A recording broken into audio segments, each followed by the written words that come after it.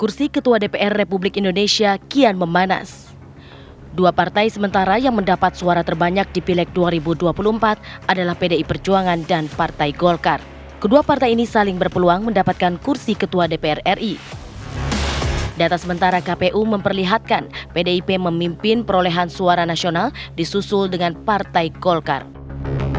Berdasarkan Undang-Undang Nomor 2 Tahun 2018 tentang MPR, DPR, dan DPD, kursi Ketua DPR RI ditentukan dari perolehan kursi terbanyak partai politik di DPR, di mana partai yang mendapatkan kursi terbanyak DPR RI pada Pileg 2024 akan mendapatkan jatah Ketua DPR di periode 2024 hingga 2029. Apabila terjadi perolehan kursi terbanyak yang sama, maka penentu untuk menduduki kursi Ketua DPR RI adalah perolehan suara terbanyak secara nasional. Lantas siapakah yang akan mendapatkan kursi Ketua DPR periode 2024-2029? Tim TV One mengabarkan. Ya, berebut kursi Ketua DPR RI. Menarik kita bahas, pemirsa, langsung saja akan seperti apa dinamikanya. Sudah hadir sejumlah narasumber kami, baik melalui sambungan Zoom maupun di studio. Kita kenalkan dulu yang sudah cantik, ceria, cerah, meroda pagi hari ini. Halo Prof Wiwi. Ada Prof Siti Zuro, analis politik senior dari BRIN. Assalamualaikum, selamat pagi Prof. Pagi Prof. Nggak kalah cerah, aku diliatin terus sama Bang Herwin nih. Yang udah semangat pagi-pagi ada Bang Herwin Aksa, Ketum Partai Golkar. Selamat pagi. Assalamualaikum. Pagi Bang. Ya, biasa nih politisi bangun pagi nih. Mantap. Kalau kata Prof Wiwi tadi politisi bangun pagi itu prestasinya luar biasa ya. Oke, dan juga nih melalui sambungan Zoom ada Bang Andreas Hugo Pereira, dia politisi PDI Perjuangan. Terima kasih Bang sudah bangun pagi lagi di Apakah Indonesia Pagi. Lagi ngawal, beliau lagi ngawal suara. Bang Wiwi. Pagi Bang.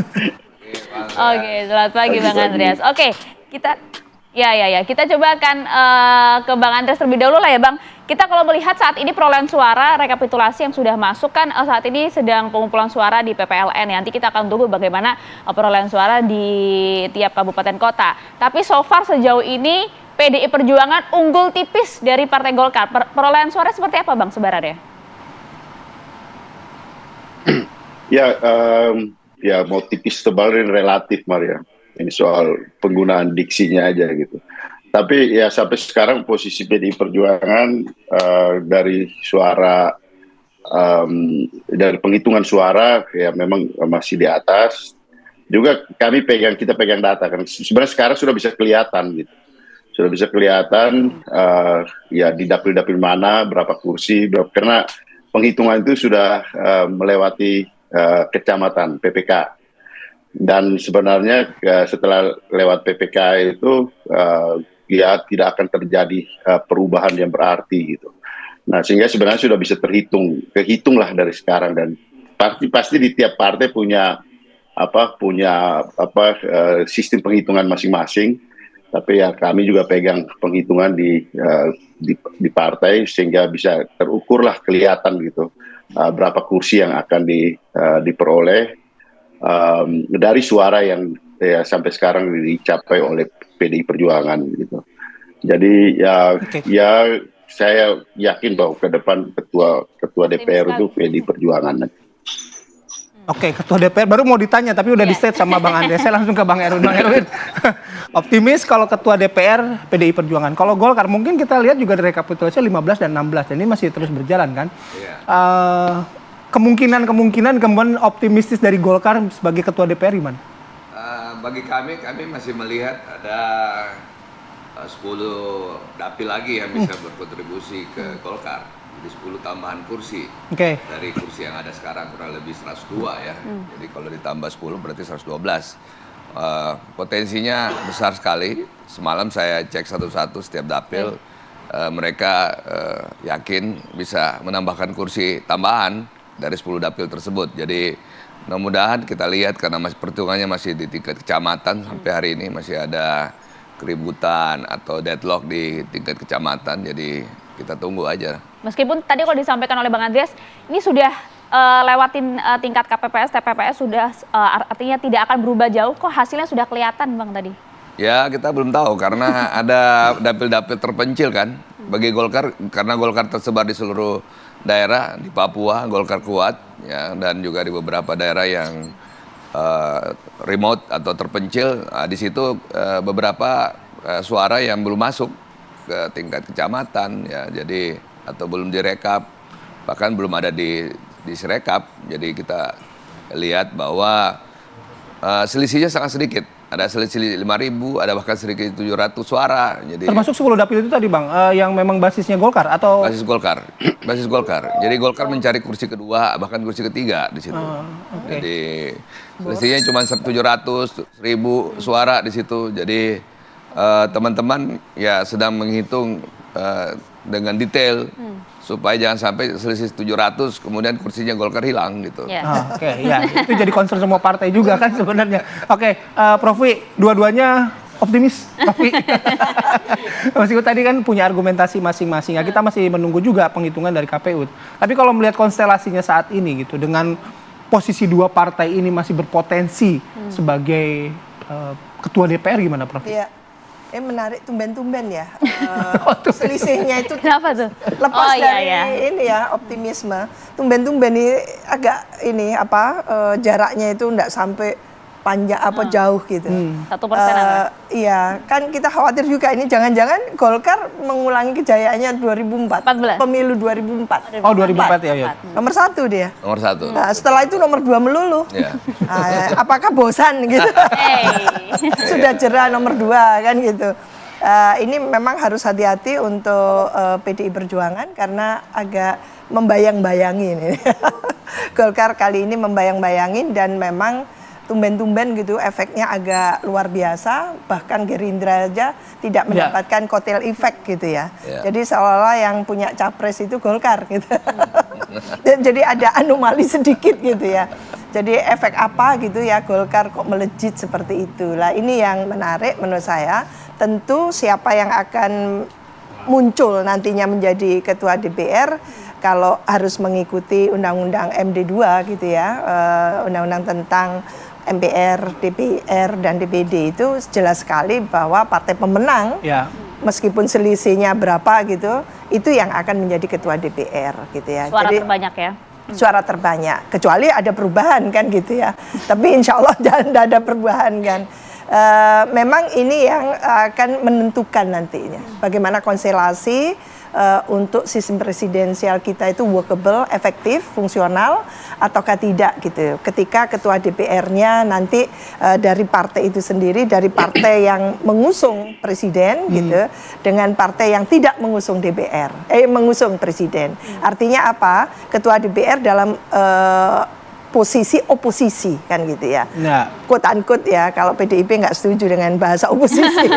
Tapi dalam terminologi demokrasi tentu itu sebutannya oposisi. Gitu. Lah apakah seperti itu? Apakah akan menjadikan sistem presidensial kita nanti itu check and balancesnya itu fungsional, efektif gitu.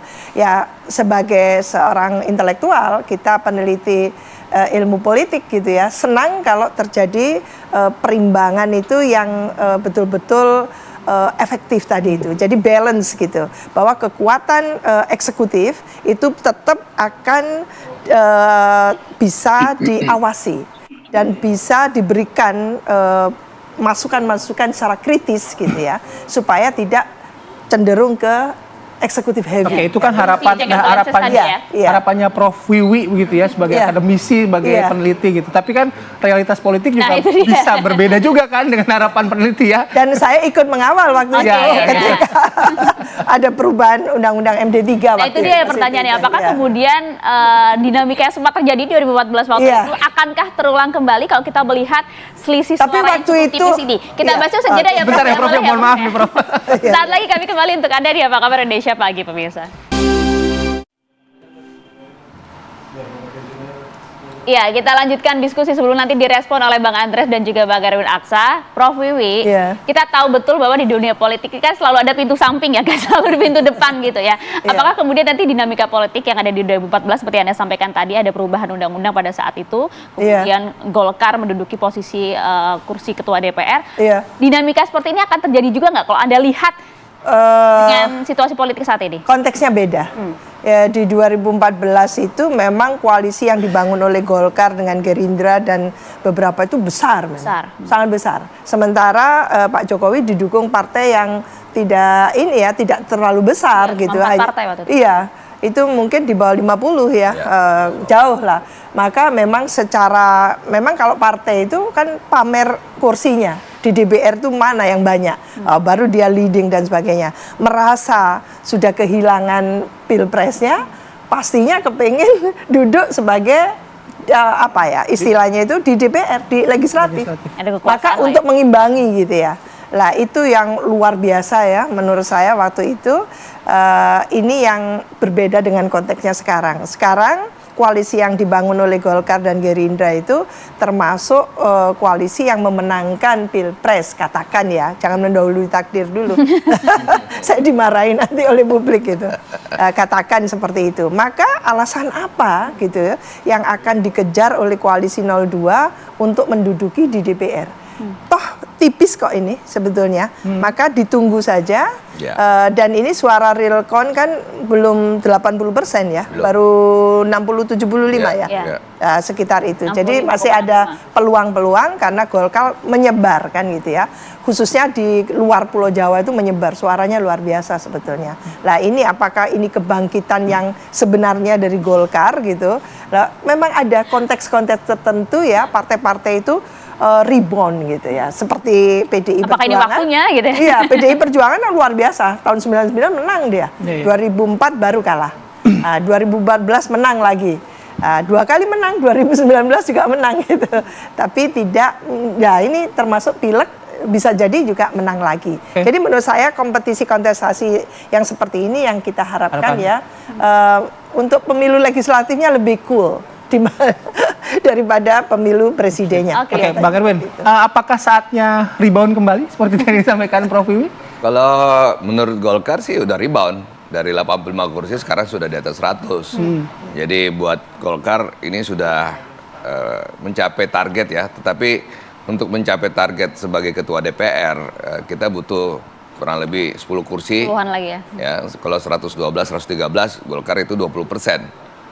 Berarti Golkar di 2029 sudah bisa mengusung capresnya sendiri. Dan itulah target Golkar. Dan kita masih melihat potensi 10 dapil tadi. Ya, tadi dikatakan Prof. Wiwi itu adanya di luar Jawa. Ya, di luar Jawa di mana daerah-daerah yang terpencil ya, yang suaranya mungkin dari gunung yang belum datang. Oke, tapi Golkar melihatnya bagaimana? Perbedaan tipis antara PDIP dan Golkar ini kan kalau kita lihat dalam konteks Pilpres, dua pihak yang sebenarnya berseberangan juga ketika mengusung capres dan cawapres gitu. Nah, Anda melihatnya tuh dinamika politik seperti ini seperti apa sih? Ya, saya kira bahwa Golkar berhasil melakukan transformasi lebih awal.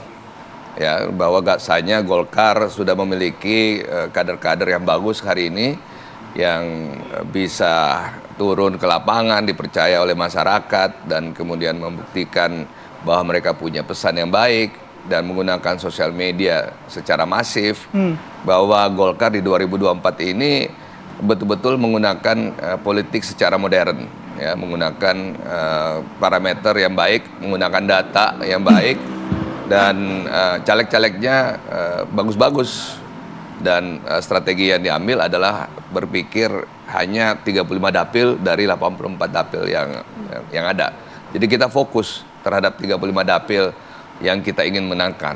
Jadi inilah kunci juga bahwa kita harus fokus dalam setiap pemilu. Kita nggak bisa urus 84 profesi semua. Ya, kita hanya berpikir dapil-dapil yang kita anggap berpotensi dapat kursi. Dan juga sudah sesuai dengan target begitu ya. Oke, Bang Andreas. Ini yang bicara kan ketua pemenangan.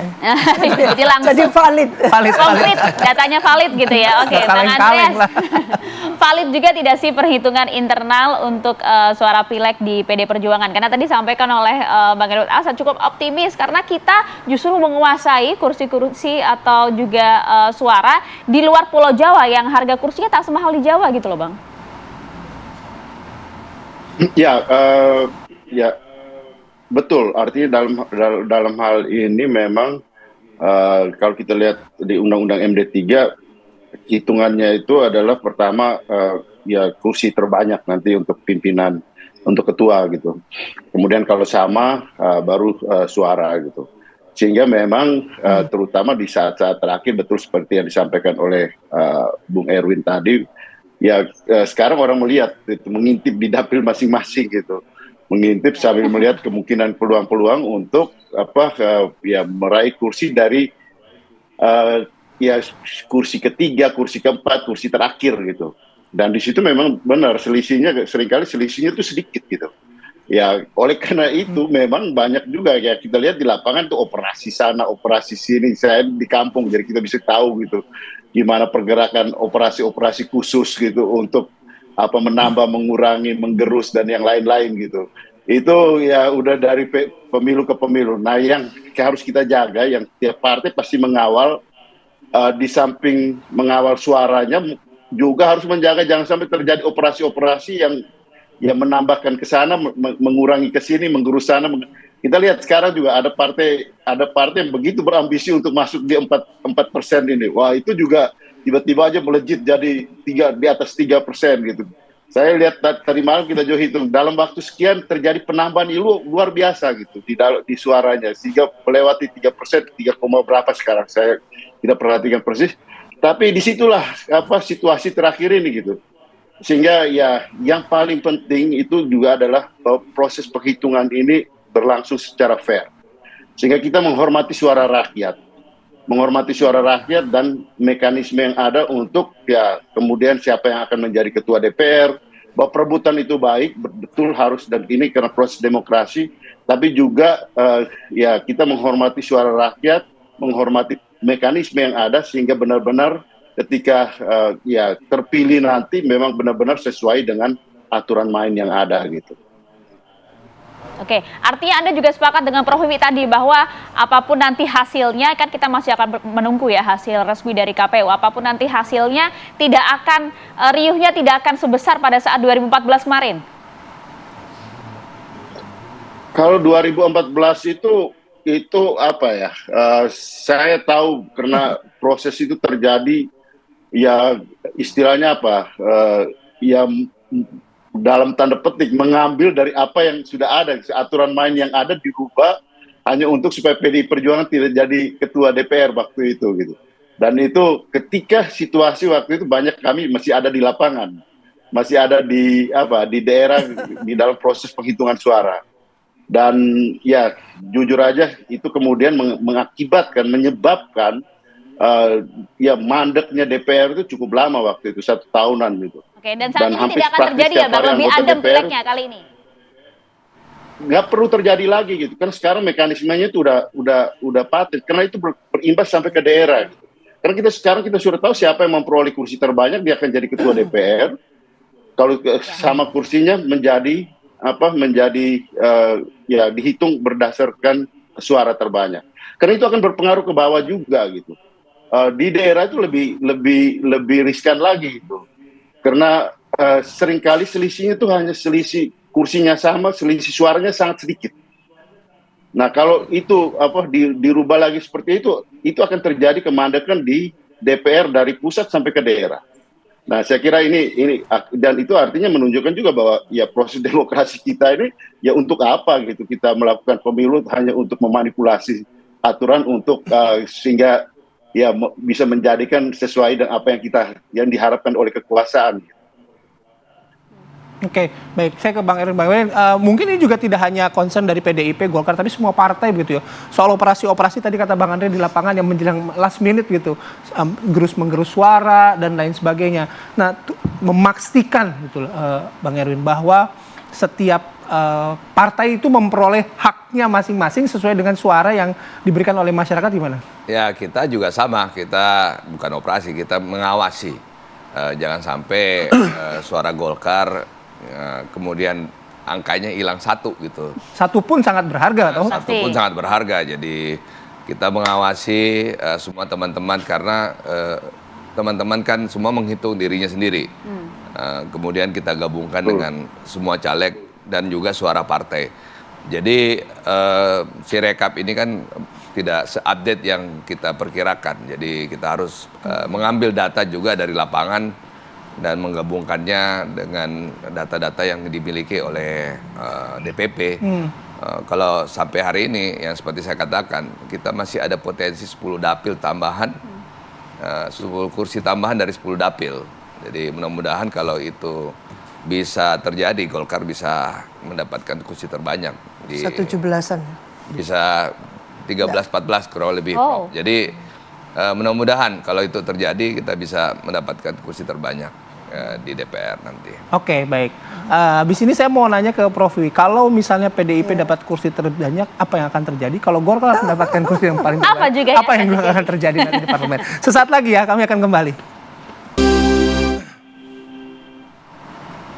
Oke, kita lanjut kembali perbincangan. Nah, kalau dari Bang Erwin, Bang Andreas juga kan setiap dan teman-temannya kan sekarang sedang benar-benar memelototi hasil penghitungan suara gitu ya. Karena kan satu suara pun matters gitu. Tapi kalau kita bicara dalam kumulatif nanti gitu, Prof. Kalau Golkar jadi ketua DPR, apa yang terjadi? Kalau PDIP jadi ketua DPR, apa yang akan terjadi? Iya, gara-gara jaraknya terlalu tipis ya.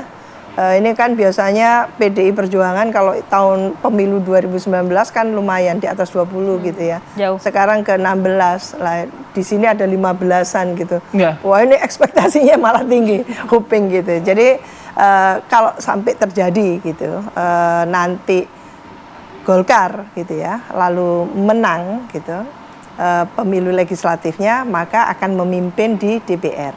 Lah, apakah ini secara dari perspektif demokrasi, apakah ini akan menjadi satu katakan gitu ya, tatanan yang bisa berdampak positif terhadap pembangunan kita, terhadap pemerintahan khususnya ya, pemerintahan yang good governance gitu. Menurut saya kurang. Karena apa? Diborong legislatifnya partai penguasa gitu ya, eksekutifnya partai penguasa. Tidak terjadi check and balances. Eksekutif heavy-nya luar biasa.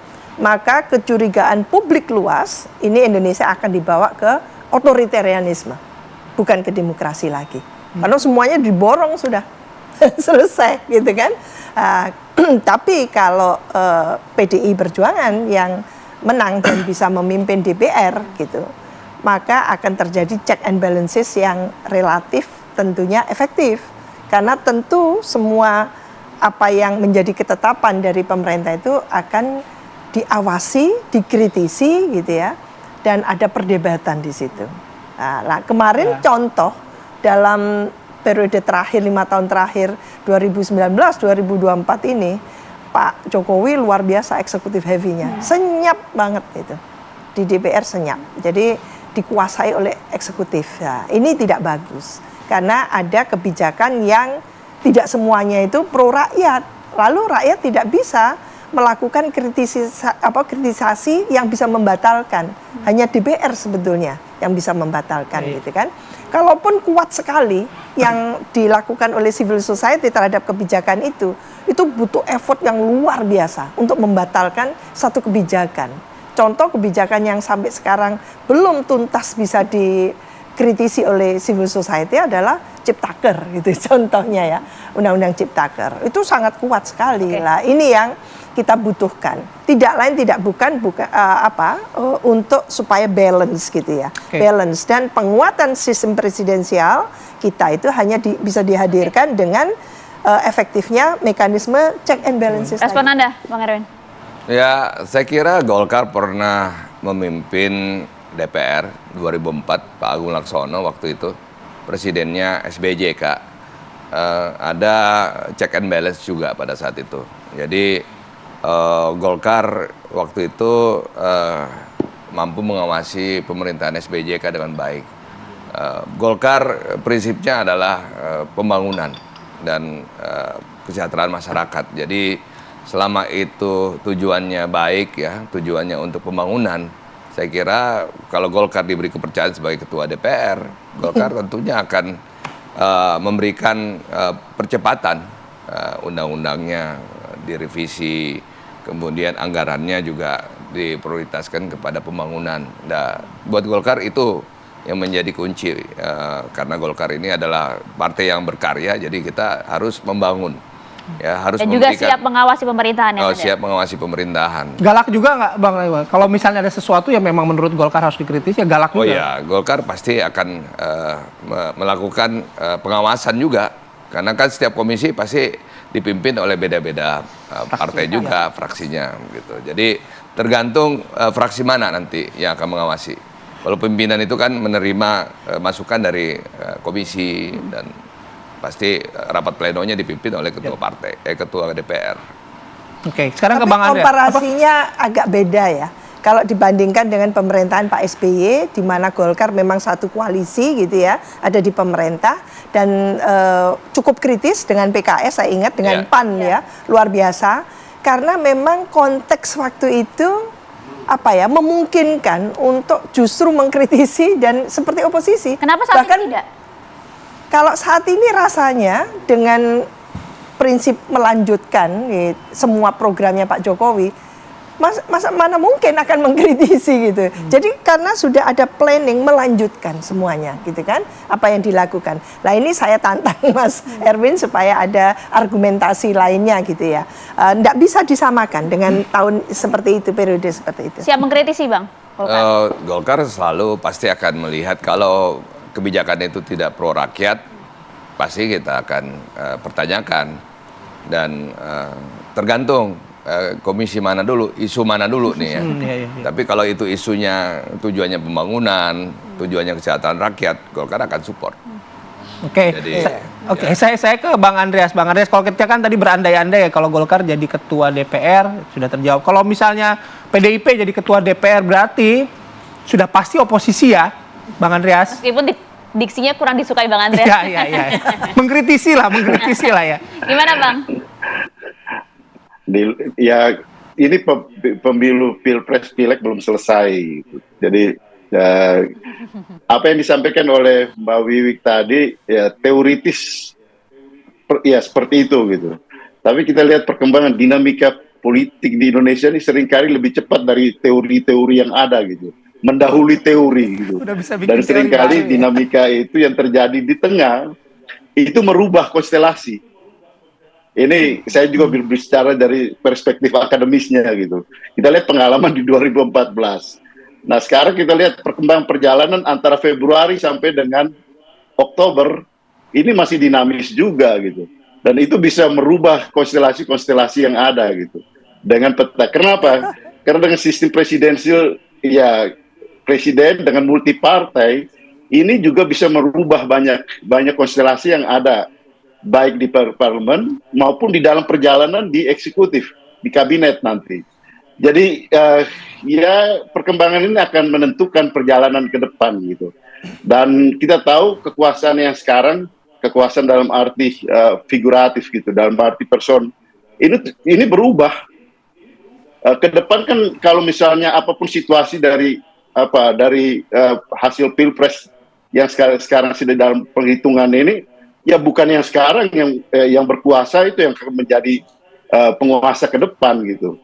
Jadi pasti akan ada perubahan-perubahan gitu. Dan dinamika itu bisa jadi lebih cepat dari apa yang kita pikirkan sekarang yang tadi Mbak Wiwi jelaskan gitu. Soal perubahan apa sih? Kok saya khawatir Bang Andre sebenarnya udah punya info tertentu gitu. Iya, dinamika apa yang akan terjadi nanti sih Bang? Enggak, ini kan berdasarkan pengalaman. Kalau kita lihat berpikir secara politis itu kan berpikir secara akademis kan ada dua cara berpikir, deduktif dan induktif gitu. Kalau Mbak Wiwi tadi berpikir secara deduktif gitu, melihat dari teori yang ada check and balances, teori politiknya gitu. Saya berpikir secara induktif gitu, melihat dari empiris perkembangan pengalaman di Indonesia gitu. Dan ini bisa merubah konstelasi gitu. Begitu Bayu, nanti ikut belajar di ini sekolah partai PDI Perjuangan juga. Oke, kalau mau ngomong empirik ya sekarang real ya. Tidak tertutup kemungkinan memang Golkar akan menyalip gitu kan. Menyalip karena apa? Karena hitungannya juga belum final kan gitu. Ketika itu menyalip dan target yang sudah direncanakan secara terukur oleh ketua pemenangan tadi itu sekitar 35 dari total itu akan dimiliki oleh Golkar. Dan Golkar memang menjangkau orang-orang muda. Lama ini dengan Golkar Institutnya dan sebagainya, itu luar biasa. Maka ada partai-partai muda yang seolah-olah akan menjadi rumahnya itu diambil duluan oleh Golkar. Karena Golkar memang leading dalam hal itu. Lah maka tidak tertutup kemungkinan memang Golkar akan menyalip dan secara alami dia bisa menjadi ketua DPR. Katakan seperti itu.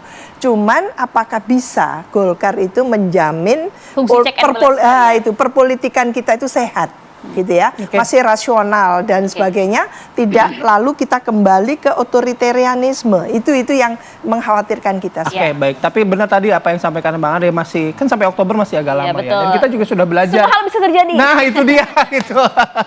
Soal teoritis dan juga pengalaman mungkin jadi pengalaman kita semua gitu. Oke, tapi sekali lagi terima kasih ya Bang Andre, Bang Erwin. Terima kasih Bang Andre. Prof. Win, terima kasih atas waktunya.